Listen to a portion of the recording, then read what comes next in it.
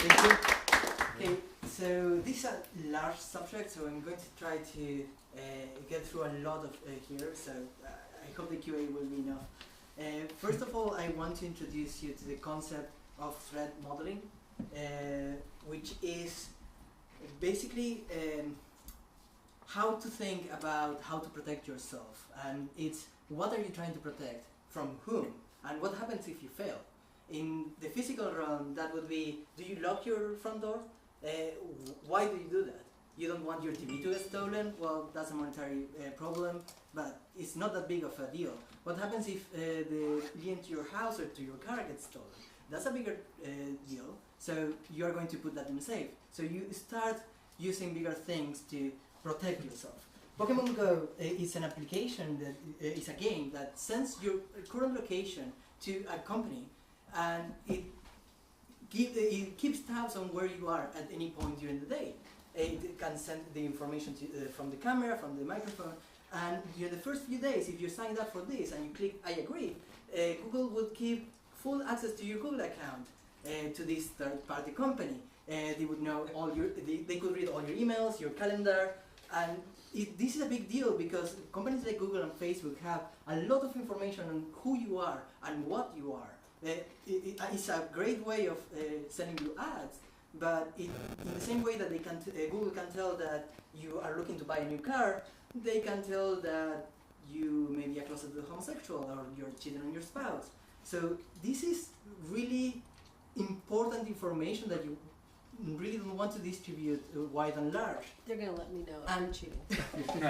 And all this information is not, you cannot rely that it's going to stay on these companies as Pokemon Go shows. This can be disseminated by a mistake or because you actually gave them permission. If you install an application in your phone, you really have to check on what permissions it's asking. If you're installing Pac-Man and it's asking permission to access your current location and your photos, wait, what does it want that? And if you took a picture of your social security number, then they have that. On the internet, when you go to a web page, it goes through multiple computers in the middle. Usually the communication is encrypted, but that encryption doesn't preclude the fact that the communication took place. That's called metadata. And for example, if you talk to your gynecologist for half an hour and then you call Planned Parenthood, nobody knows what you talked about, right? So there is on the online realm, there is this application called Tor. Pedophiles and terrorists love it. It diffuses the fact that the communication took place. But this tool, it thwarts governments and attackers, adversarial attackers, the possibility for them to snoop on you. But it's always been used, it can also be used by people under repressive regimes and where online censorship happens in order to be able to communicate and assemble. You can right now talk without eavesdropping by third parties. You can use Signal, you can use WhatsApp, it uses the same encryption. You can use Hangouts for video conference or Skype, but that encryption can be subpoenaed by governments because actually both Microsoft and Google have access to those strings. Email, you have to think of email as postcards.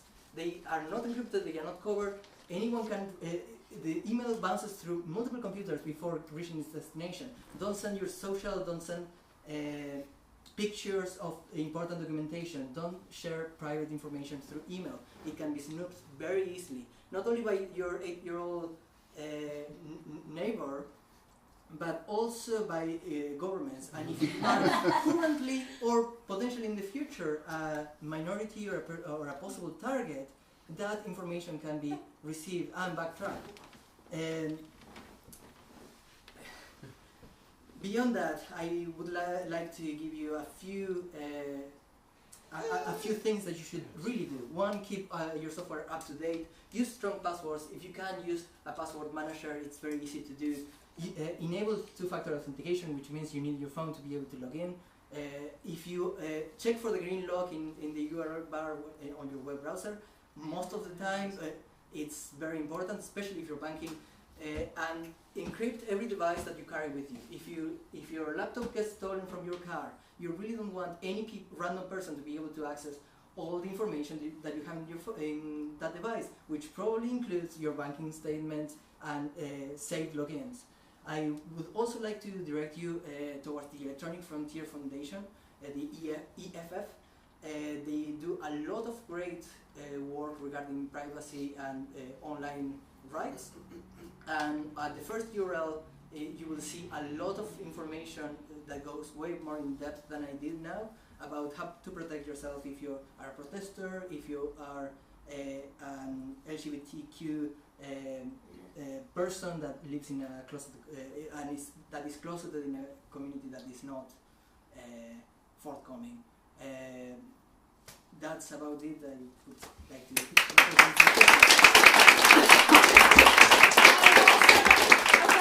Play Pokemon Go, no? I think they've changed it now. Yes. Yep. How so? Anybody else? You do that for hosting? That's hosting. Yes. Could you explain the Tor logo? Why does it have an onion? Yes, the Tor logo. Does it make you cry? Yes, it makes law enforcement cry. That's true. Actually, in the Snowden, the presentations released by Snowden, there is one slide where they talk about Tor, and it has a sad face next to it. It's basic.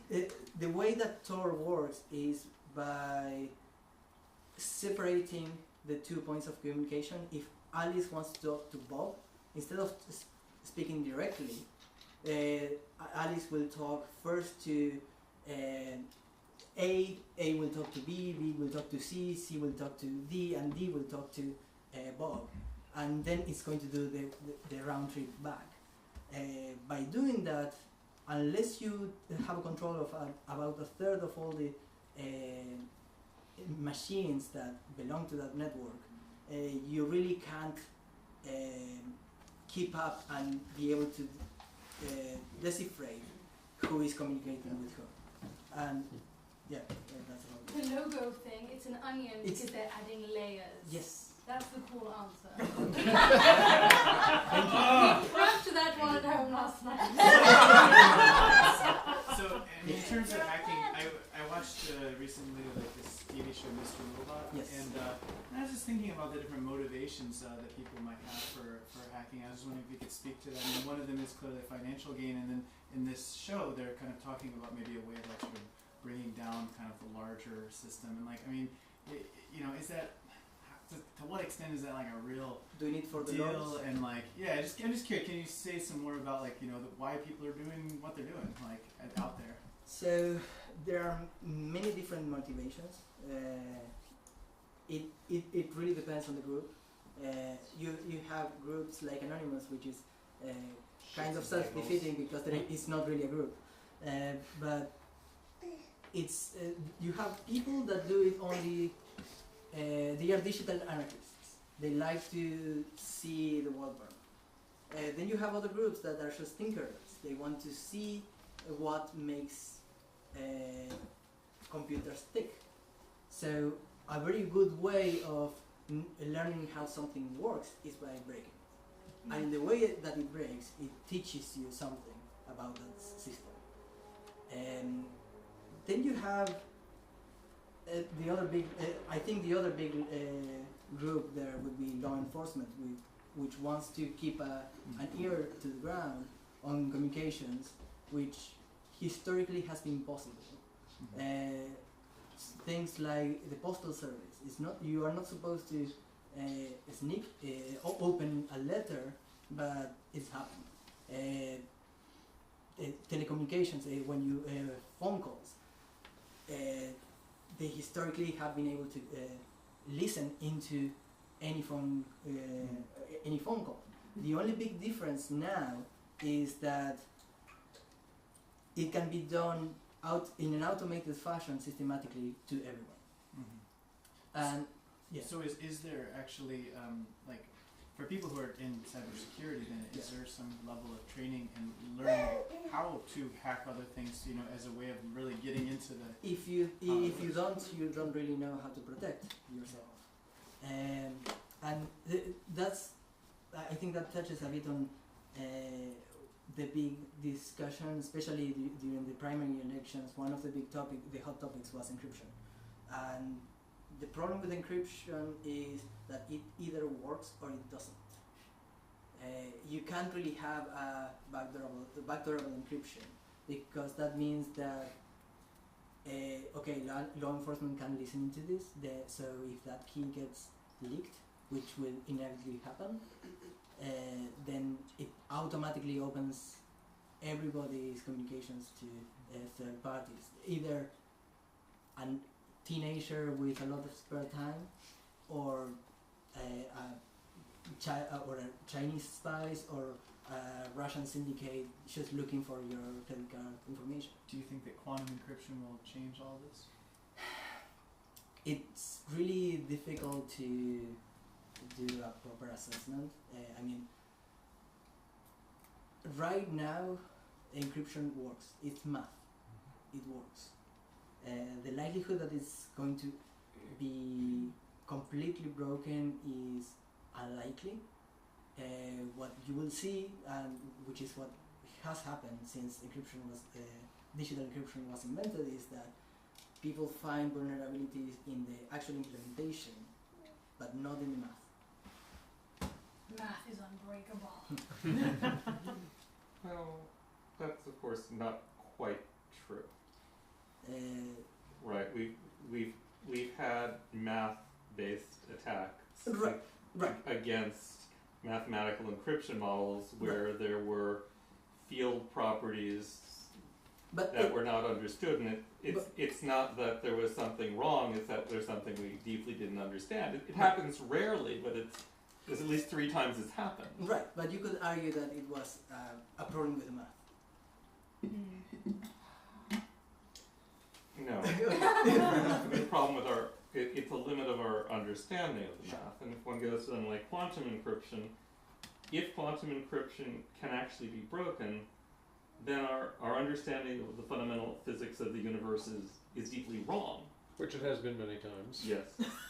and at that point, the fact that quantum encryption has been broken is probably the least interesting thing, because that's such a big difference. Yeah. I think that actually using quantum encryption in real life doesn't sound likely to happen on any reasonable scale anytime soon. It's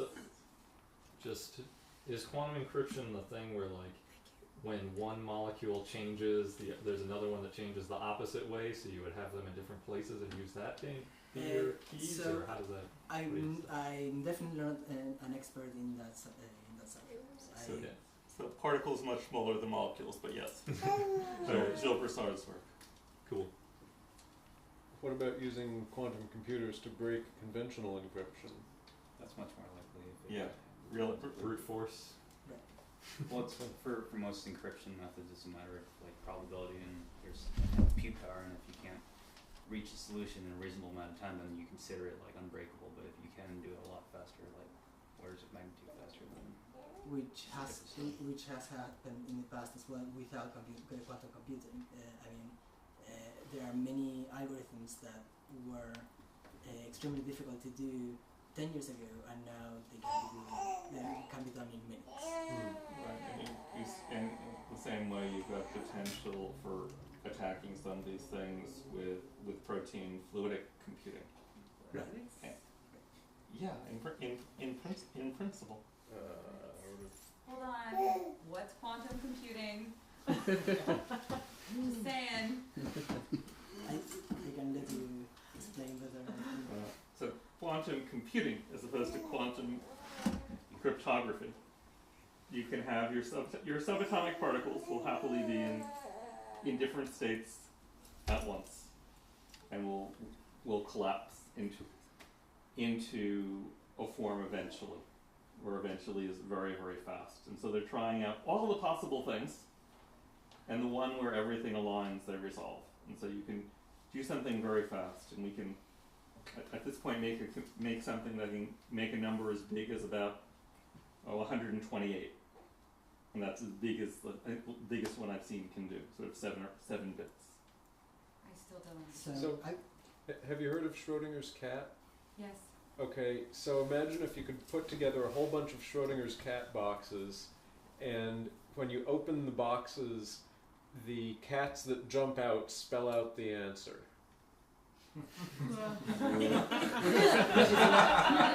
Which is not how computers work now. Because of the cats. The damn cats don't cooperate. Yes. So generally, your list towards the end was like things that we can do to things we should do to keep ourselves safe. It's like why there's posters in Planned Parenthood that say abstinence is only 99% going to keep you from getting pregnant. Especially for Christians. Because we screw it up. Like abstinent people aren't actually being abstinent. So for these kinds of things, is there? I guess actually, if Can this be automated? Oh yeah. So you Okay. don't That's have to think about it. great. Yes. Yeah, I like that So- question. Some things you can, so for example, installing an ad blocker or privacy badger. Installing an ad blocker can be, depending on who you ask, can be more of a principle. What is a privacy badger? Privacy badger only blocks tracking cookies and some non-reputable ad networks. So it's happened many times in the past that and because of the way that the whole industry is set up, some ad networks have sent viruses and trojans as an ad, and without even realizing, you just by navigating to a page, because they were using this ad network, your computer has a piece of software running that you didn't install, and that can most likely track your credit card information, your logins, which is bad. One of the items there is enabled two-factor authentication. What that means is that when you go to log in to your email, besides writing down your email account and your password, you need your phone. Actually, I can show you. You need your phone in order to introduce a number. So this every time I log in, I have to write this number down. Like on a computer, you Yes. have that. Okay. Because this device is completely independent from the computer. If you don't have this device, you cannot log in. That helps even if your password gets leaked, you can still log in and be sure that nobody else is going to log in as you. And that is very simple to set up, and it's a big security win. Another thing that I would say is avoid using other people's computers, especially if it's on a shared environment. Another thing that I will advise is if you go to Starbucks or any open Wi-Fi, make sure that you have that green lock wherever you navigate. Because even if you go to Wikipedia and it doesn't have the green lock, it means that whoever is sitting in the middle can change the content of the page. So they could be serving you either false information or links to viruses, or they could be showing you the real information, but when you are actually writing that into it, they are taking that information as well as sending it back. Can you explain the green lock or show an example? So, yes. And also who is responsible for curating a green lock? So Sure. here's the green lock, right here. Yeah. If it was Where? this Your little, Right in front of this right Oh here. yeah. the Okay. internet. So sometimes you'll go to like Right. a weird web page, like Yeah, a yeah, really sketchy okay. one, and it'll show like an open lock. I've And never they'll- heard it referred to as a green lock before. So, Oh, The- it's not on. okay. I can turn it back on. Sure. So the green lock is the browser telling you that the It's communication is encrypted. Yes. Yeah. Sorry, So it's still there. It's so that green lock is telling you that the communication is encrypted between you and the target computer. So in this case, it's Google Docs. So you can be assured that what you are seeing comes from Google, not from somebody in the middle. And whatever information you're writing is going to go to Google and not somebody else. But on that other slide that you had up, the password manager. Yes. Is there one that you recommend? Is there a particularly good one or? So, on my personal computer I use KeePass X, KeePass. On my work laptop I use 1Password. It works really well on Mac, and there are 3 or 4 LastPass. I'm drawing a blank on the other one that is. KeePass X, though, is one. KeePass X is one. Yeah. On the security questions, how do you? Because that's come up. I've seen that recommendation before. What do you do when they come and ask you the security questions? So, yeah. What word do you use? So Remember your password. Yeah. those security questions, there are usually things. Yes, that's the login, the window. So you have only one password, Right. and when you write it down, it shows a list of all your logins. And you write down your password right next to your computer on the whiteboard, right? Exactly. Yeah. Of course. So there That's are. in my iPhone. So there are 2 things. One, I only know one password. Well, I actually know 2 passwords, and one for each password manager. And all the other passwords were generated by the tool. They are random strings that I would never be able to remember. And 2, for the security questions, I do the same thing. Under the same login, I just write down. I add random passwords that I post into the security question, and I just store that. So you store it in this thing. Yeah, in this one, when you make a new, so you say you make an account because you're signing into Hulu for the first time or whatever, and they say Okay. create an account with a password. Right. You create it, and it'll just give you a random string of characters Right. automatically as a password. Okay. So then you just use that from then on. And Because you have this installed. in So your- then when it asks your father's middle name or whatever the security question is, you just use one of those. How does? you could put that in notes if you want. numeral, yeah. So Okay. But yeah, you could do random. the only big thing I would say is 1, keep this up to date, and 2, have a backup. Because Yeah. if you lose this, You're then screwed. it's going to be very hard to get back to those services. Is browsing incognito or like in a private does nothing. window? Is what?